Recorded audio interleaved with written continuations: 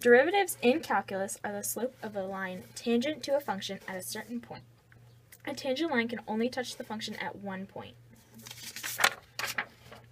The original method, or the long way, of finding a derivative is using the limit process shown here.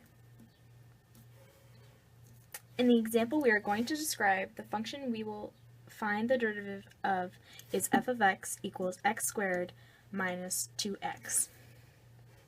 Wherever there is an x, you plug in x plus h. So the equation is the limit as h approaches 0 of x plus h squared minus 2 times x plus h minus x squared minus 2x all over h. And then once you FOIL and distribute, the next step is the limit as h approaches 0 is x squared plus 2hx plus h squared minus 2x minus 2h minus x squared plus 2x all over h. And once you simplify that again, it's the limit of as h approaches 0, 2hx plus h squared plus 2h all over h. You can then factor out an h in the numerator, and these two end up canceling. Do not forget your notation all the way down until you plug in the 0.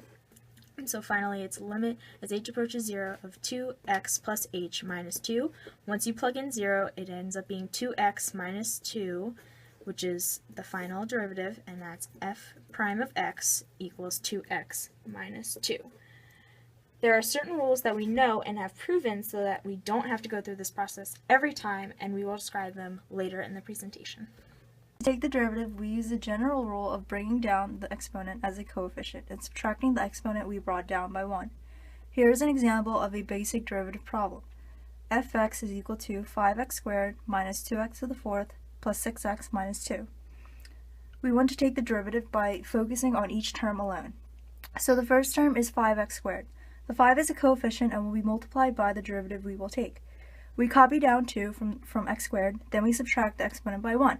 This leaves us off with 2x. Let's go to the next term, 2x to the fourth. We bring down the 4 and subtract the 1 and get 4x to the third.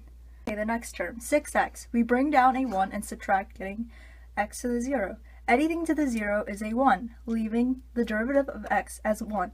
Now we go to the next term, negative 2, a constant.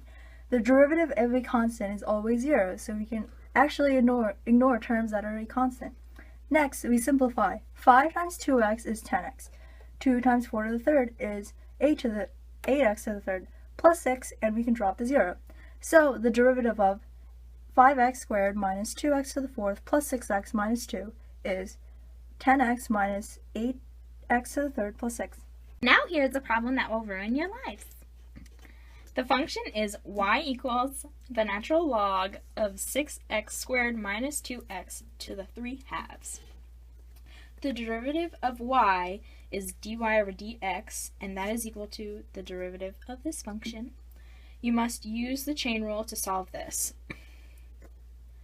You must do the derivative of the inside function, 6x squared minus 2x, which is 12x minus 2. And then you multiply by the exponent, 3/2, and then the inside function, 6x squared minus 2x to the exponent minus 1, which is 1/2. And finally, you multiply by the derivative of the natural log, which is 1 over the inside function, or 6x squared minus 2x all to the 3/2. Finally, you get to simplify.